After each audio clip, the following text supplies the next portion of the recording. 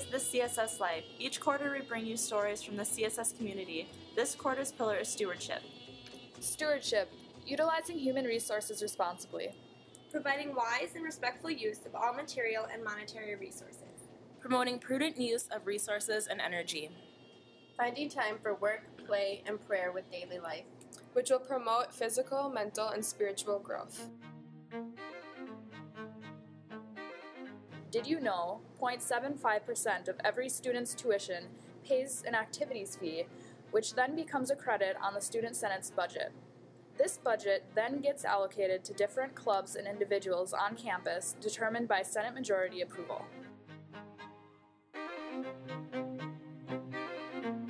What is this money supposed to be for? To benefit the students, the clubs, and the organizations that are meant to make us better leaders and strong adults, and also to create a balance for students, to help them achieve their highest level of balance between work and play.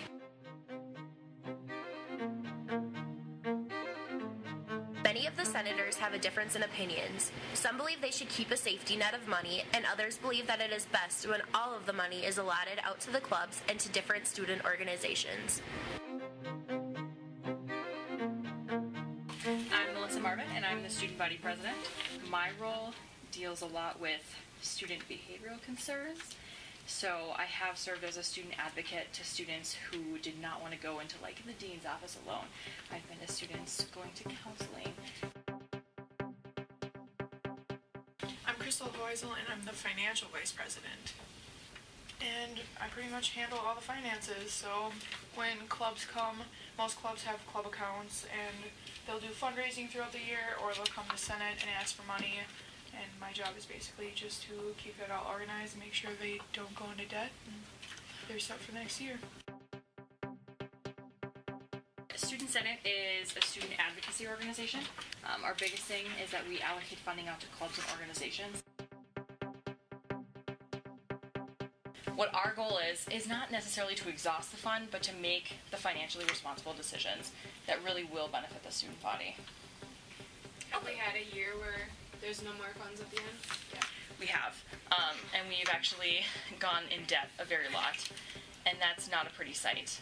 It's really, because then you can't fund clubs, and say a really good request comes and you're like, oh. And it's one of those things where we know that we're going to get funding next year, obviously. We get part of the student activity fee. We have students here. We're going to get more funds, but we can't really predict. And then we set the next year back. So that's kind of what happened this past year. And so we're really trying to recover from that. We've definitely developed a lot more financial processes, so more communication between me and Crystal. So what's the process to obtain the funds? So the process is typically, well, first off, we do budgets. So clubs do get a budget. They apply for it. Our budgets this year are actually going to be due February 15th. So they apply for it. We go through this massive process where we, cut things down, try to get it to the minimum. But for unbudgeted cents, you just fill out one of the white forms, and they're typically due Wednesday by noon. We have a financial handbook, which has an allocation table, and that kind of outlines the maximum funding that you can receive per person, per event, per day.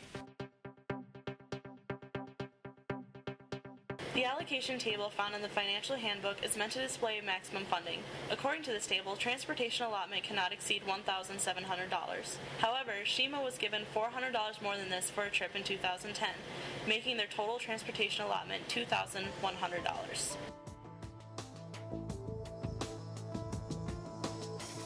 November 2nd, 2008. $4,031.80 is allocated to add a dinner to the Fall Fest in order to make it a bigger event.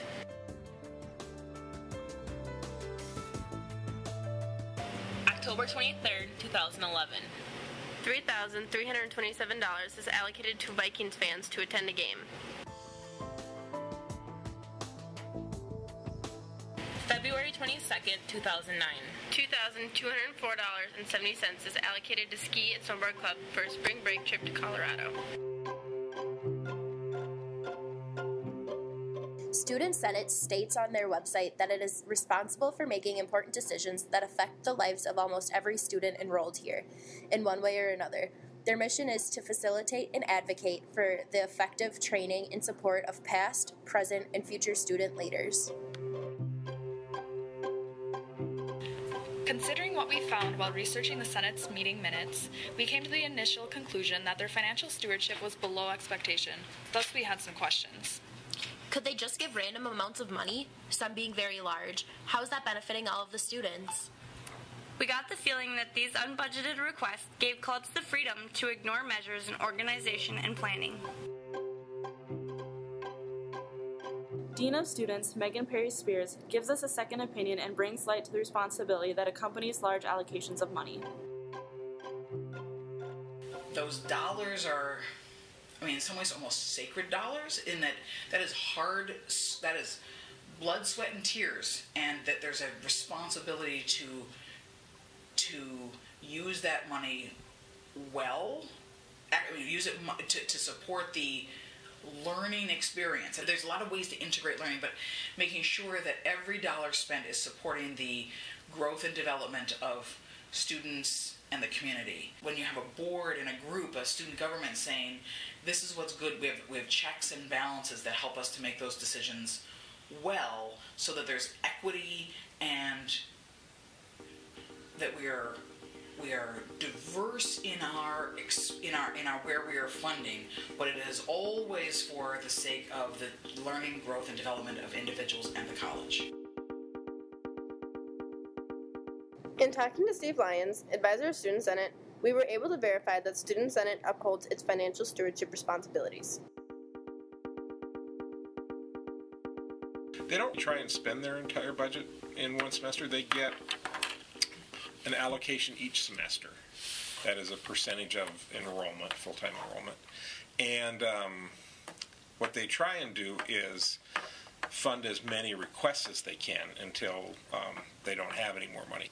Do you think that they follow stewardship well in their financial responsibility? I do. I think they have a financial handbook that they go by that sort of guides them on how much money they can allocate for certain things for so many people. And they try and stick to that really well, and they created that to be good stewards of the money so that they weren't biasing one group over the other.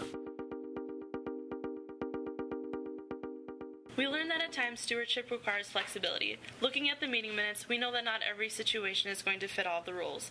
Because being stewards 100% of the time would be nearly impossible, their will to improve and strive for this goal makes them good stewards.